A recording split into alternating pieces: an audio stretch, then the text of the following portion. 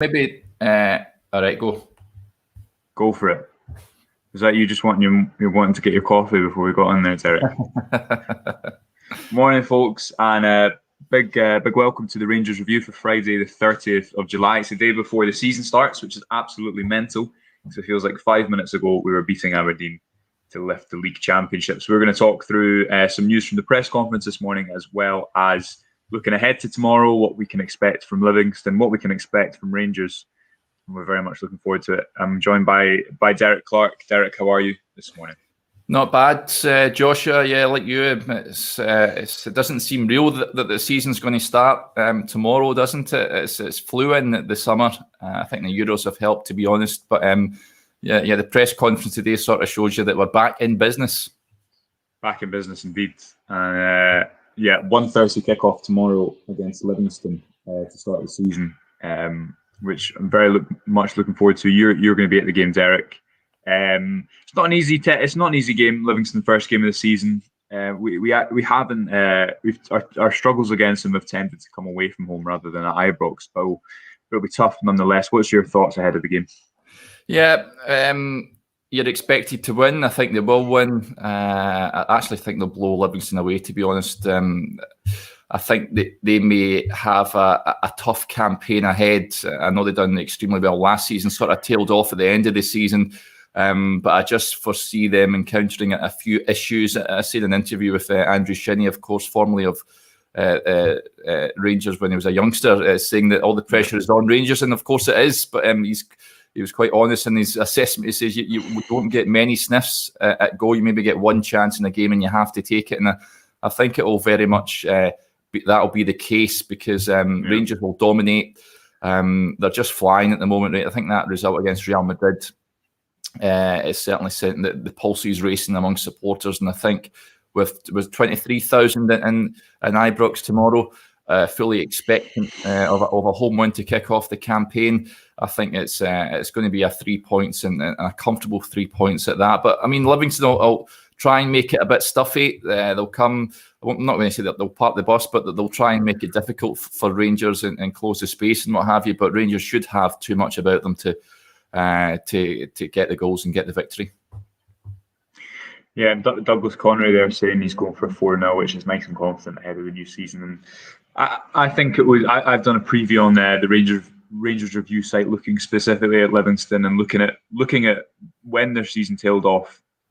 And it was after a game against Dundee United, which I was at coincidentally, and I think it was the last time Scott Robinson played for them, who'd had, when they went in that ridiculous 14-game unbeaten run, he'd kind of been one of the main figures in that. And J. Manuel Thomas played up front for the rest of the season, who's scored some wonderful goals for them and earned himself a move to Aberdeen. But if you look at the XG for and XG against it really plummeted both ways, and the ways you wouldn't want it to after that game. So I think the signing of Bruce Anderson will allow them to, out of possession especially, be a little bit more like the Livingston that were so horrible to play against for periods of last season. But I do think the games suit them. I don't think they're a team that necessarily suits sitting in. I think they're a team that would prefer a game always at home against Rangers or Celtic, where they can go a little bit more toe-to-toe. They're always really quick in transition, always really want to get the ball forward quickly and squeeze the play up that way. So I don't think it'll be. I don't think it's the most difficult game in the sense of I wouldn't be that confident, and this could come back to bite us, but we're here to make predictions, aren't we? I'd perhaps be more wary of a St Johnstone coming in to Ibrox and getting a 0-0 than Livingston, but I'd be more wary of going away to Livingston and at the Tony Macaroni. So we'll see. It's certainly going to be interesting. Robert Napier saying 3-0 Itten to start and score first. You know, a lot of clamour for Itten, Derek. A lot of clamour, which I've seen, which is interesting. And I made the point this week that he actually only has started 3 games in the league as a centre forward. Yeah. So when you think about the limited opportunities he's had, Morelos isn't available tomorrow, I don't think, and Sakala is obviously newly in the squad. Might be the perfect time for him to get a few games under his belt. Yeah, we'll soon be releasing our predicted lineups on the website as well, so you'll see who we've gone for. But I've been champion a start for Cedric Itten for all through pre-season for this game. I think he deserves his chance. I think the manager has been singing his praises as well, so he's clearly impressed the management team as well. Good goal against Real Madrid, of course, on Sunday, which fantastic technique to put that in the back of the net. And I think it's a big season for Cedric, and I'm really excited to see what he can do and what he can contribute this season. I like Robert. I think it'll be round about the 3-0 mark. I don't think it'll be too taxing for Rangers tomorrow. But yeah, he's got a wealth of attacking options. Of course, Morelos, the manager said in his press conference, he has to isolate now, and he's in quarantine, of course, after returning from the Copa America. So he's out for a considerable period of time. Fashion Sakala, we're all excited to see him in action. Kemar Roof, of course, is been missing for the last couple of games, and of course he's out for those Champions League qualifiers as well. Yeah. So it's a real chance for Cedric, I think, to really stake a claim. Yeah, I tend to agree with you, and I think Gerard's comments about him to Rangers TV after the Real Madrid game were pretty glowing. And yeah, as I say, 3 starts last season. You do forget that he still had a few big moments, and maybe we'll see him with Fashion Sakala. I think we'll probably see Kenton Wright tomorrow, either side of either Sakala or Itten. And I especially if we're going to have a lot of possession around the Livingston box, having a bit more of an aerial threat in Itten may not be a bad idea at all. So we shall see about that. I'm going to move on then, Derek, to speak about Ryan Jack, who, as we know, missed the Euros, so he could really fully focus on getting recovered from this injury that troubled him last season. And Stephen Gerrard said this morning at his press conference that he's one more appointment in a few weeks to get the green light to fully return. So if the appointment's in a few weeks, you'd imagine it would still be maybe a couple of months before we see Ryan Jack back and ready in the first team squad. But it'll be excellent when we do, because although he played fleetingly last season, I thought last season when he did play, you look at some of his forward passing numbers and they're like he was really impressive. So I mean, it will just be further depth when he comes back into the squad, Derek, won't it? Yeah, it will be. It's been a shame for him, like you say, missing the Euros, and it's that calf problem, isn't it? It's sort of lingered, and I know he's seen a specialist. We're hoping that is him over his injury problems. But I mean, like you say, last season he came in, he scored a beauty. But was it against? Who was it against at Ibrox? Kelly at home. Yeah, it was an absolute screamer.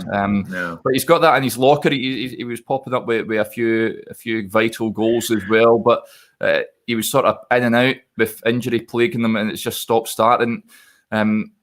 Not trying to be cruel to be kind, but for Stephen Gerrard, it's no use relying on a player like that if you can't rely on his fitness week in, week out. So hopefully this is him over that issue that's played him for some time. But it's going to be difficult getting a place in that midfield. It's hotly contested at the moment. So he faces a fight on his hands to win a place back in the side. But it's good, encouraging news that he's back, and hopefully he'll be back contending for a starting slot before too long. And Douglas Connery asking there, do you think Brian Jack will play many games this season? I think if he's fit, and we see increasingly the two midfielders instead of 3 domestically, especially in games like this, then I think it will be an option to rotate Davies a lot more, especially. I think that's Davies played 59 games for club and country last season, which is a lot of football when you're 36, even though Stephen Davies is evidently exceptionally fit. I think ideally you'd still want to rotate him out. So I think he will, and I think he also plays that right central midfield role so well when we play away or in Europe.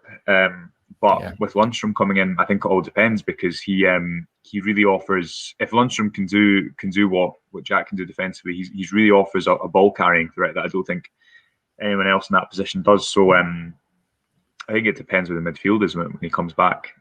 We've also got a comment here, Derek, asking about what the new signings will offer against the ultra, not just the low block, but the ultra low block, which I think we'll see tomorrow. And we spoke about that with Sakala, how there was some reservation because we hadn't seen him play in a really dominant team, of how he'd cope against that without the space to particularly affect the game in behind. So that'll be interesting. Lundstrom, I think, is another interesting one, because I think in transition, his runs, we've seen it a little bit against Real Madrid. He's such a powerful runner. but I think he might play more alongside Davies at the start of the season. Or maybe we'll push a little bit further forward. I don't know. I don't see them going back to a flat 4-3-3. I think even against Real Madrid, you see in the first half, we put Hadji in the midfield three just to offer a little bit more creativity from deep. But I mean, what do you think, Derek? Early indications from Fashion Sakala. How's he going to handle it domestically? Yeah, I think it'll take him a bit of time. I think I said that when I watched him against Brighton firsthand, and I like the look of him, but it was a bit raw, and it'll take him a bit of time to adapt to the way that Steven Gerrard wants to play. But I'm excited to see how he does. He's clearly got talent about him. We've seen that with his goal, and he's against Real Madrid. And I think he'll be a real asset for Rangers going forward. I'm sure it's something he's never experienced before, this ultra low block in Scotland. I mean, a lot of players come to Scotland and think it's a bit of a scoosh, but they'll soon find out it's unlike anywhere else in the planet when teams sit so deep and they're just playing for a point, especially now against Rangers, who if you open up against them, they'll just pick you apart. So that's the task that Rangers will have to sort of try and prize open Livingston tomorrow, and many other teams that this season. They did so last season. They managed to do it pretty well, and they'll be hoping to continue in the following campaign as well. But I think the players that they have brought in certainly are the calibre that will be able to unlock a defence. Lundstram in particular, very excited to see him in action. Going forward, he just offers something a bit different. And I think the manager's already said to him he wants to see him score a number of goals as well. I think we can see him racking up a few goals, getting on the end of crosses and what have you as well. So he's one player. Him, Sakala. Unfortunately, we're not seeing Offalbor just yet, but hopefully he can get over his health issues and be back contending for a place as well.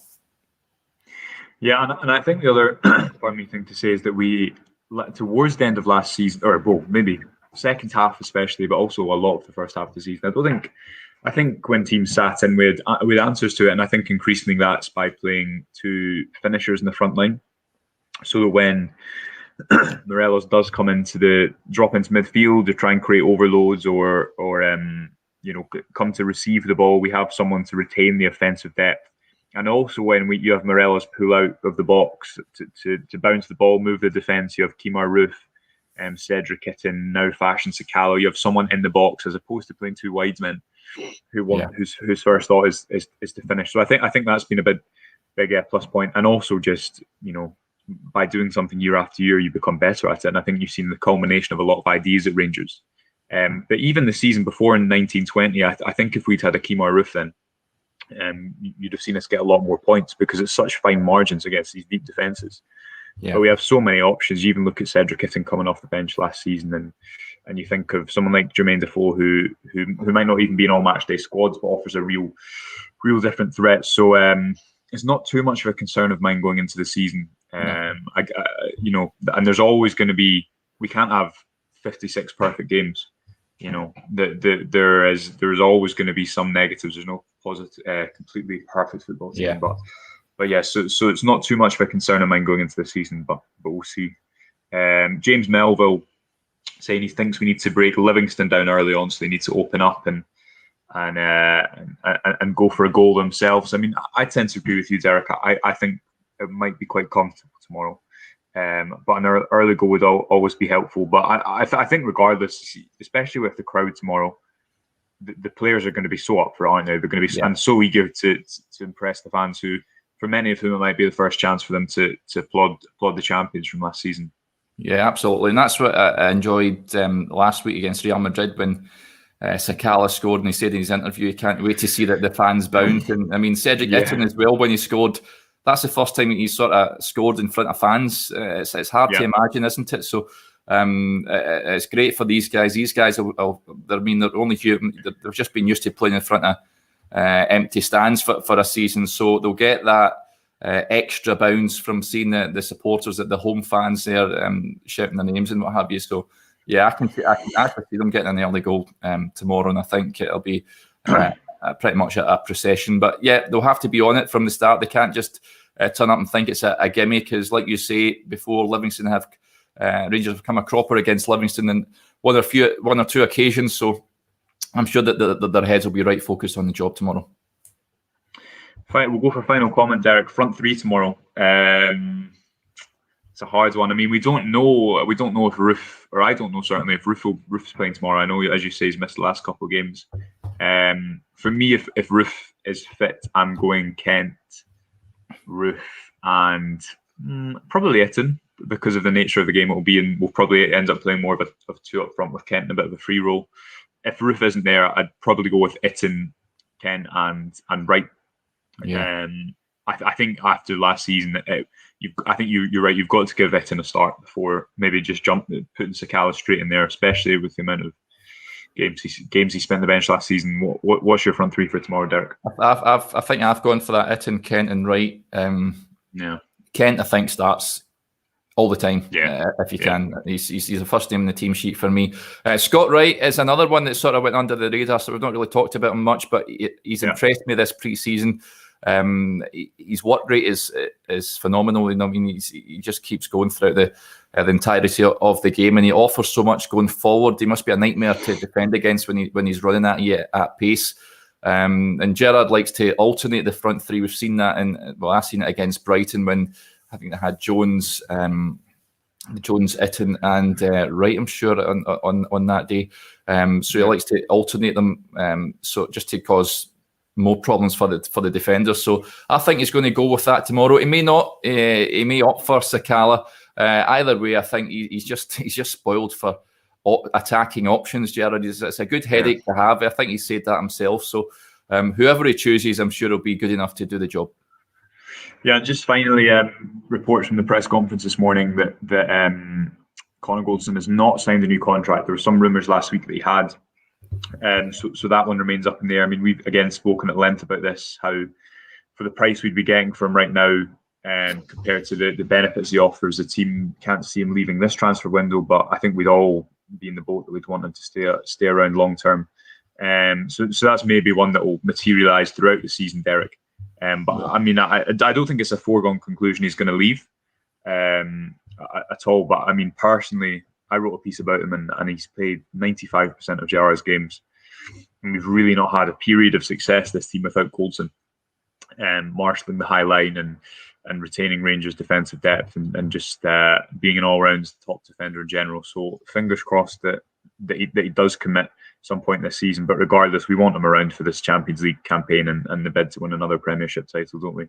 Yeah, I remember when it was first mooted, the Goldson contract issue, and the talk was we with the model that Rangers have, we can't have a player running out his contract. But the more time has gone on, the more you think to yourself, mate, it's worthwhile having them there, as opposed to just selling up and getting a few £1 million for him, because his impact on and off the field is too great. I think, like you say, he's ever present last season. He offers so much to the team. So much, he's such a big influence in and around the dressing room. You hope that the contract issue is sorted, because it would be fabulous to have him signing his contract at Rangers. Yeah. If he wants to go, that is totally up to him. Of course, he might fancy a crack down in the Premier League. He's maybe looking at the final stages of his playing career. So it's just one of those. I think we just need to play it by ear. I'm sure Rangers will be doing all they can to get him tied down to a new deal. But I think it's important. If he doesn't sign it, I think having them around this season will be key, especially like you say, Joshua, the Champions League campaign. Yeah. Hopefully, the Champions League group stage matches. You want your best defenders there, and he's certainly the best, if not one of them. Yeah, totally.